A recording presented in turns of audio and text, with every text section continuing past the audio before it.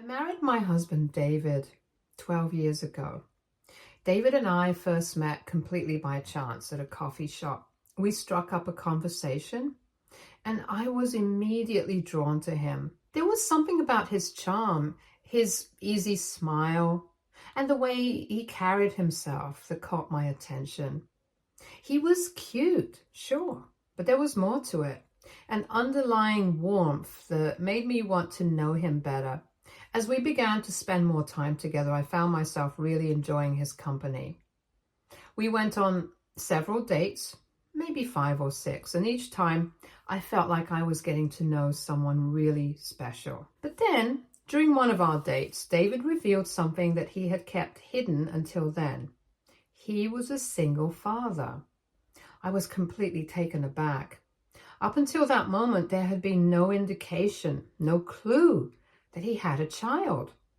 I was confused and a bit taken aback. I wondered why he hadn't told me earlier, why he hadn't felt comfortable sharing such an important part of his life. He explained that he had been hesitant to bring it up because in the past, whenever he did, women would often walk out on him before giving him a chance. They couldn't handle the idea of dating a man with a child, and so he had started to keep that part of his life a secret, at least until he felt the time was right. I couldn't help but feel offended by this. To me, being a parent was nothing to be ashamed of, and hiding something so significant felt wrong. I told him how I felt, that he had no right to keep something so vital from me, and that it wasn't fair to either of us. I wanted to know who he really was, and that included knowing about his daughter. David apologized, and I could see that he genuinely regretted not telling me sooner. It was clear that this was something he had struggled with, and I appreciated his honesty at that moment. Eventually, he introduced me to his daughter, Carrie. Before meeting David, I had never dated a single father before, and to be honest, I didn't particularly like kids, so I was a bit nervous about meeting his daughter. It wasn't that I disliked children, but I had just never really connected with them or spent much time around them. But when I met Carrie, I was pleasantly surprised. There was a purity in her that was impossible to ignore, and as I got to know her, I found myself caring for her in a way I hadn't expected. Carrie's mother had left when she was quite young, and ever since, David had been raising her all on his own. It was clear to me from the beginning how much he loved her and how dedicated he was to being both a father and a mother to her. He had done everything he could to fill both roles, but I could also see that there was a part of Carrie that was missing something. A female figure in her life. Carrie was immediately intrigued by me. I could tell that she was curious, maybe even hopeful, about what role I might play in her life. Despite my initial nerves, Carrie was such a sweet, open-hearted child that it was hard not to be drawn in by her warmth and innocence. I was nervous, though. Forming a connection with Carrie felt like a big and more permanent step, and I didn't want to rush into anything, especially since my relationship with David was still relatively new. But David, sensing my hesitation, was incredibly understanding. He assured me that there was no pressure and that we could take things at our own pace. He wanted me to feel comfortable, and he also wanted to make sure that Carrie felt secure and happy. Fortunately, everything worked out better than I could have hoped. As our relationship continued, I began to see that I wasn't just dating David. I was becoming part of their family. The three of us just fit together in a way that felt natural and right. It all just happened organically. And we started spending more and more time together, and before I knew it, our one-on-one dates had transformed into family dates. The three of us would go out for dinner, visit parks, or just spend cozy evenings at home watching a movie. What surprised me most was that I didn't really miss the traditional couple time because I genuinely loved spending time with Carrie. She added something special to our relationship, and it just felt more fulfilling. A year after dating, David and I decided to take the next big step and move in together. We had already grown so close, and the idea of sharing a home felt right for us. I was very clear from the beginning about how I wanted to handle our finances. I would contribute my share of the rent and bills, while David would take care of his portion along with all Carrie's expenses. This arrangement felt fair and allowed us both to manage our responsibilities without adding any unnecessary pressure. Once we moved in together, we naturally fell into a routine that worked well for all of us. The house quickly began to feel like a home, with the three of us settling into our new roles. During this time, David's work sometimes required him to put in extra hours. Before I moved in, he would have to hire a babysitter for Carrie, which of course added to his expenses. But now that I was living with them, I was able to step in and take care of Carrie whenever David had to work late, which not only saved him money, but also allowed Carrie and me to spend even more time together. As time went on, things between David and me continued to go wonderfully. So when David proposed to me, I didn't hesitate for a second before saying yes. I knew in my heart that this was exactly where I was meant to be. I had found a family with David and Carrie, and I genuinely believed that we were building something that would last forever. Both of our families were overjoyed when David and I announced our engagement. However, David's mother, Sheila, reached out to me a few days before our wedding, asking to have a private conversation with me. I agreed, thinking it might be a bonding moment or perhaps some last-minute advice before I officially became part of their family. But the conversation didn't go quite as I expected. Sheila began by telling me how happy she was for David and Carrie, but then she explained that now that I was going to become a wife, it was important for me to understand my new role. According to her, a good wife should always put her husband's and her child's needs before her own. She emphasized that this was a key part of her culture and that it was essential for a successful marriage. I was taken aback by her words. While I respected her perspective and understood that different cultures have different views on marriage, I also felt strongly about the partnership David and I had built. We had spent a lot of time discussing our roles and expectations, and we both believed in a marriage that was based on equality, mutual respect, and shared responsibilities. I felt it was important to stand up for what I believed in, so I told Sheila that these were modern times and that David and I had already had plenty of conversations about how we wanted to navigate our marriage. I assured her that she didn't have anything to worry about because we were on the same page. Unfortunately, my response didn't sit well with Sheila. She seemed to take offense at what I said and asked me not to talk back to her, since she was now going to become my mother-in-law. Sheila firmly told me that I should respect her wisdom and experience, insisting that she knew what was best for her son and her grandchild. I could see that the conversation wasn't going anywhere productive, so I tried to remain polite, but inside, I was feeling a mix of frustration and disappointment. Later that day, I told David what had happened. I wasn't sure how he would react, but he became furious. He felt that his mother had clearly overstepped her boundaries by trying to impose her beliefs on me, especially right before our wedding. Without hesitation, he called his mother and confronted her about the conversation. Sheila tried to downplay the situation, saying that she was just concerned and wanted to make sure everything would be okay since I didn't come from their culture. But David wasn't having any of it. He made it clear that him and I were the ones deciding how our marriage would work, and he warned her to stay out of it. I could tell that this exchange likely angered Sheila even more. She had been clearly trying to assert her authority and influence over our relationship, and now David was firmly pushing back. While I appreciated David standing up for me and for our relationship, I couldn't shake the feeling that this might have deepened the divide between Sheila and me.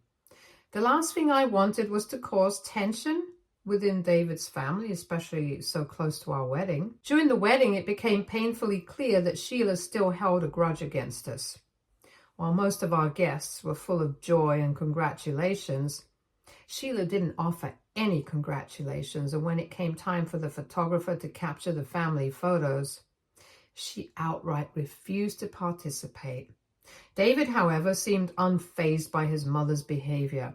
I suppose he had grown accustomed to her occasional tantrums and had learned to ignore them.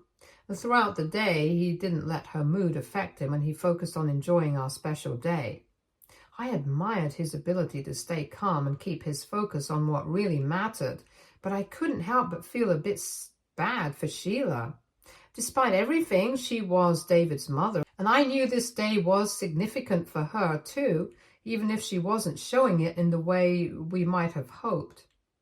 At one point, I decided to approach Sheila and try to smooth things over. I didn't want this lingering tension to cast a shadow over our relationship. But when I approached her, hoping for at least a civil conversation, she immediately shut me down. She told me in no uncertain terms that this situation was my fault, accusing me of creating a rift between her and David. Her words were harsh and left little room for reconciliation. At that moment, I realized that there was nothing more I could do. I had tried to extend an olive branch, but she wasn't ready to accept it. So I left it at that. Despite Sheila's behavior, the rest of the wedding went incredibly well. One of the most beautiful moments of the day was seeing Carrie take part in our celebration. She was our flower girl, and she was absolutely radiant as she walked down the aisle, scattering petals with a bright smile on her face. And for the past 12 years since I married David, I've been as much of a parent to my stepdaughter Carrie as he has. I've been there for her in every way a parent could be, from attending her school events to inviting her friends over for a sleepover. Since getting married, I've never thought twice about contributing financially to her upbringing either, whether it was paying for her school expenses or funding our family vacations like our yearly trips to Disney or other places we've traveled together. Given that I earn significantly more than David, it just made sense for me to take on these responsibilities, and I did so gladly because I saw Carrie as my own. However, life changed when 2 years ago, David lost his job suddenly when his company laid off a significant number of workers. It was a tough blow for him, and he was understandably upset.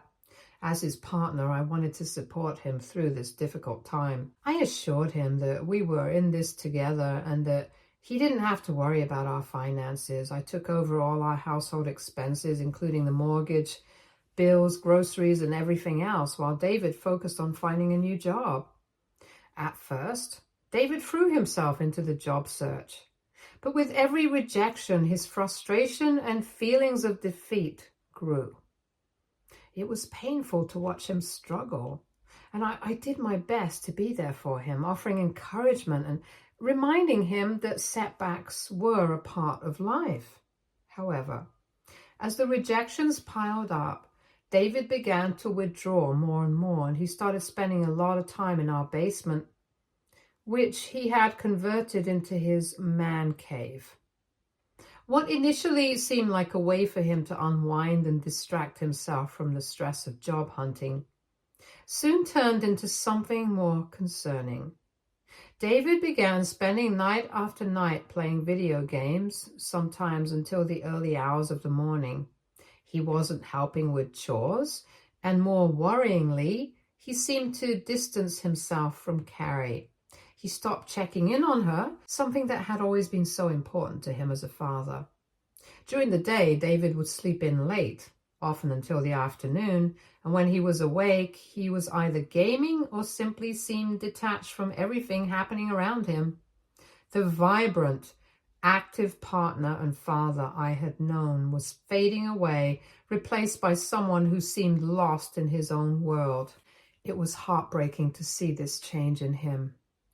I tried talking to David about my concerns, expressing how much I missed the way things used to be and how worried I was about him. I reminded him that we were a team and I needed him to be present, not just for me, but for Carrie too. However, these conversations didn't seem to have much of an impact.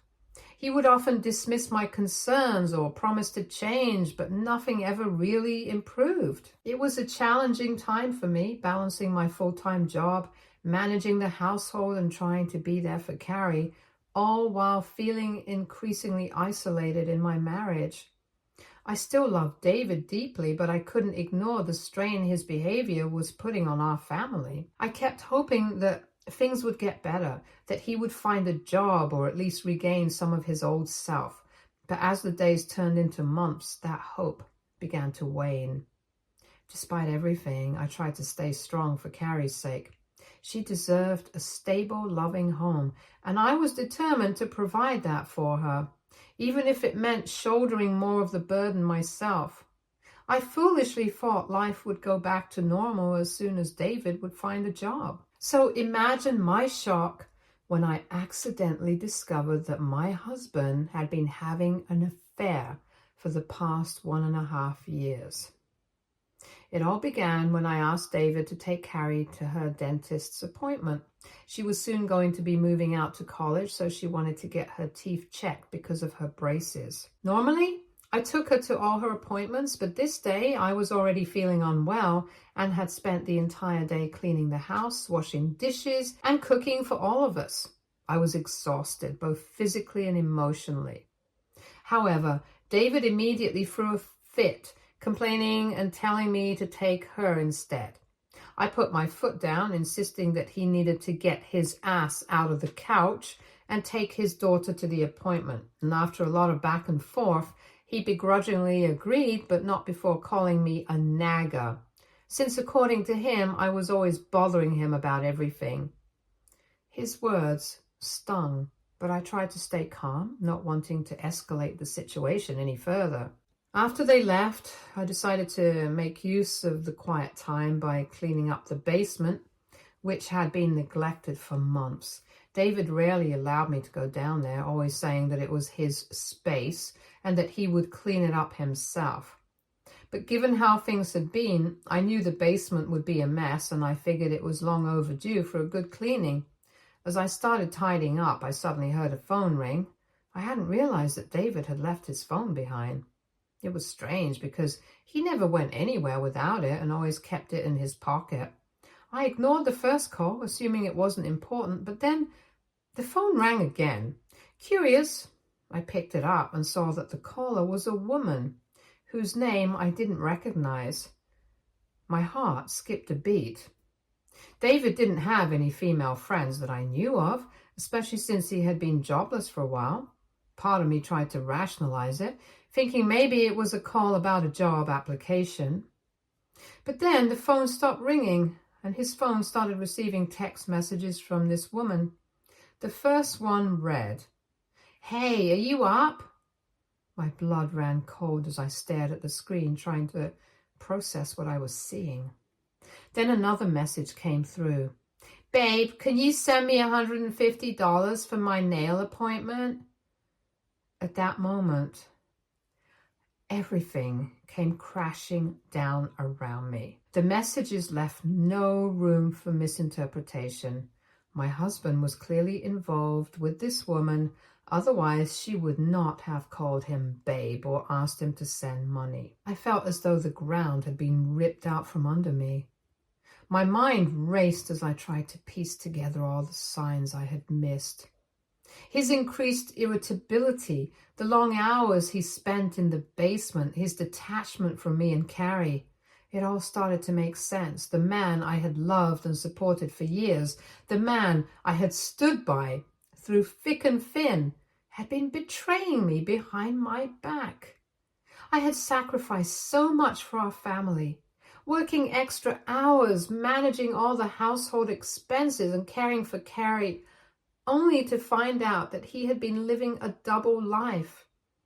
I didn't know what to do next. Should I confront him right away? Should I wait and gather more evidence? Should I call someone for support? As I was standing there in the basement, still reeling from the shock of discovering those text messages, I suddenly heard the front door open. My heart raced as I realized David had come back, and I knew I needed to act fast. Without thinking, I quickly put his phone back exactly where I had found it and tried to compose myself. I forced myself to continue cleaning, pretending nothing was wrong, though inside I was barely holding it together. David came running down the stairs, looking surprised to see me there. His eyes narrowed slightly as he asked, "What are you doing down here?" I could feel his suspicion, but I managed to keep my voice steady as I casually replied that I was just cleaning up since the place was pretty messy. I tried to sound as nonchalant as possible. For a moment, he looked at me closely as if trying to gauge whether I knew something, but I kept my expression neutral so he didn't suspect anything. He told me he had forgotten his phone and had to rush back home to grab it before taking Carrie to her appointment.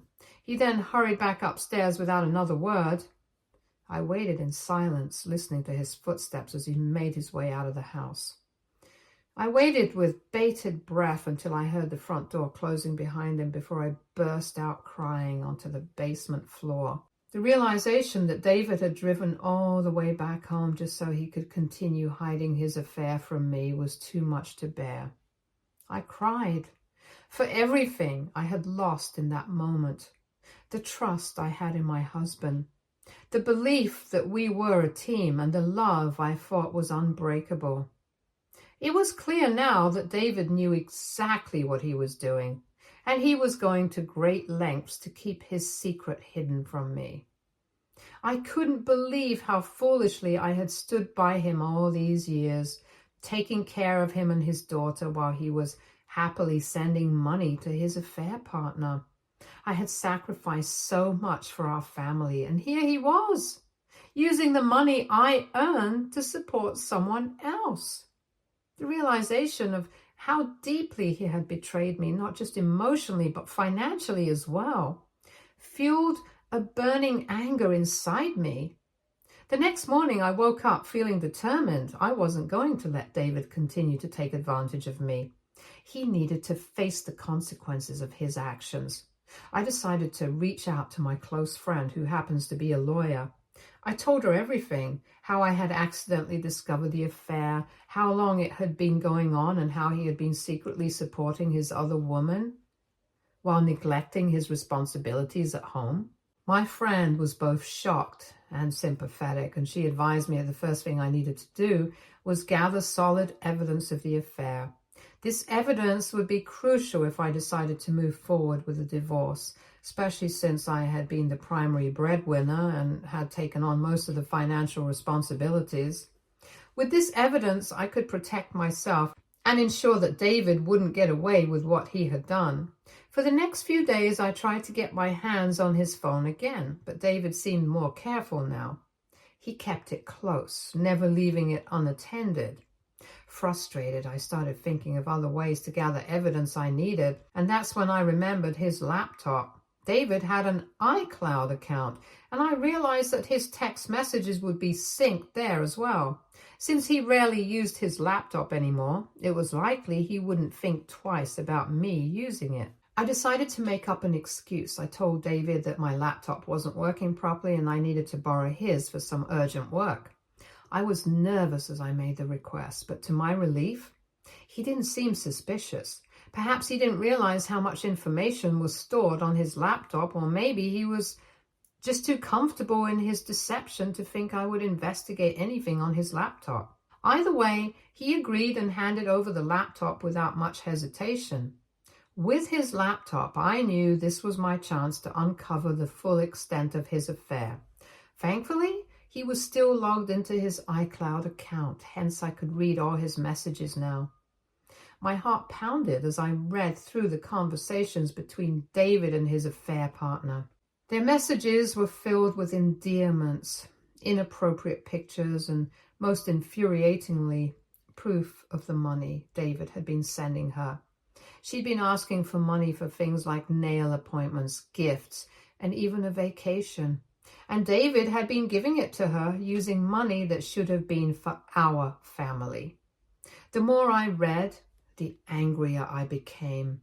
I saved all the messages, taking screenshots and storing them on my phone. I knew this evidence would be crucial when the time came to confront him and ultimately take legal action. The very next day, armed with all the evidence I had gathered, I went to my friend.